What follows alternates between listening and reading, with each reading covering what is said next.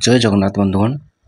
तो बंधुगण कौन आप जानते कि आज समय समस्त सुस्थ रहा चेष्टा कर किंतु किसी एपरी रोग रही जहाँ ठीक होबार कौन औषध डाक्तर जानी ना यही रोगर बर्तमान प्राय 5 जन मध्य 3 जन पीड़ित। तो सही सब रोग मध्य ब्लड प्रेशर रोग गोटे। तो यही रोग को कंट्रोल करने को प्रायतः लोक औषध सेवन कर ब्लड प्रेशर आम शरीर अनियमितता खाद्यपान और शोबार अभाव कारण होता है। जदि यही रोग को आप अणदेखा करेंगे तेब यह भविष्य में हार्ट अटैक कारण हो पारे।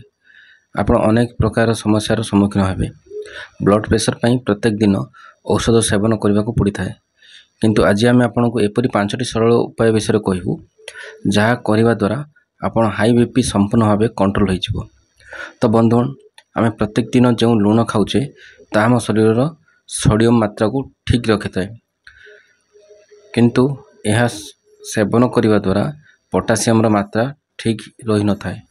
तेणु ब्लड प्रेशर थिबा व्यक्ति कला लुण अथवा पिंक सल्टर सेवन करंतु। यह द्वारा आपणकर रक्तचाप नियंत्रण होता है।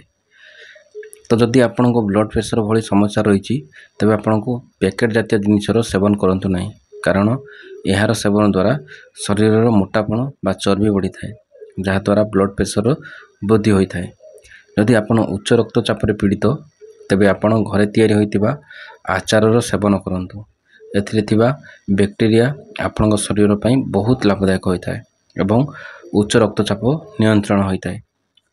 यदि आपण ठीक भाव शोना तेबे आम शरीर विभिन्न प्रकार रोग देखा जाता है।